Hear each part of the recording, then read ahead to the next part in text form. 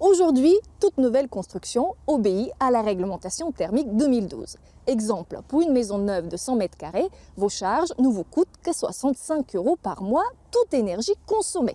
Ce sont les maisons basse consommation, très peu énergivores. Mais en 2020, une nouvelle norme sera appliquée pour les nouvelles constructions. Que peut-on faire de plus pour construire des habitats encore plus respectueux de l'environnement? La réponse est derrière moi, dans cet espace dédié aux bâtiments de demain. Des parois de 11 mètres de hauteur orientées plein sud. Ce bâtiment ouvert au public a été monté en 3 semaines après les fondations avec des matériaux biosourcés comme le bois et la ouate de cellulose. Ces 1400 m² répondent déjà à la réglementation thermique 2020.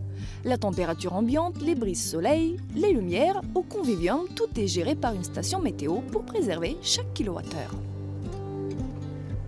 L'énergie qui permet de chauffer notre bâtiment, la première source, c'est bien sûr le soleil.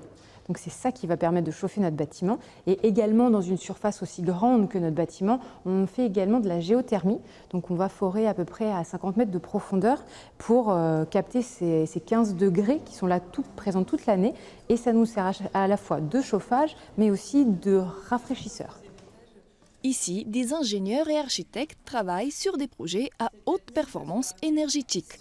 Des calculs très complexes sont faits dès la conception pour estimer la capacité des surfaces vitrées à capter l'énergie solaire. L'orientation de l'habitat est le premier critère strict à respecter pour répondre aux nouvelles exigences. Si l'arrière du terrain n'est pas exposé plein sud, le particulier va devoir, si vraiment on met ces choses-là en jeu, va devoir exposer son salon sur côté rue par exemple, ce qui aujourd'hui n'est pas quelque chose qu'on recherche. Impossible donc de construire votre nouvelle maison si elle est mal orientée. Votre permis de construire sera refusé. L'RT 2020 est beaucoup plus ambitieuse que celle de 2012 actuellement en place.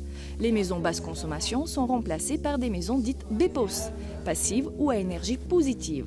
Avec des panneaux photovoltaïques et une VMC double flux performante, votre maison est autosuffisante. Plus de facture d'énergie. En 2020, une isolation maximale est obligatoire. La grande nouveauté est la prise en compte du CO2 de l'habitat. Alors comment on réduit ces émissions de CO2? Alors c'est en travaillant déjà avec des matériaux qui vont être des matériaux biosourcés. Ici on est dans de la structure à ossature bois. Donc le bois également est un puits au niveau carbone puisqu'il va capter le carbone et le conserver dans sa structure en elle-même. On travaille également avec des entreprises locales en termes de structure. On travaille avec des maisons qui vont être préfabriquées en atelier, donc très peu d'eau sur chantier, très peu de nuisances, faibles déchets et une économie globalement sur une maison individuelle de 10 000 litres d'eau économisée par chantier par rapport à un système plus classique. Le bâtiment est le premier consommateur d'énergie en France devant l'industrie et les transports.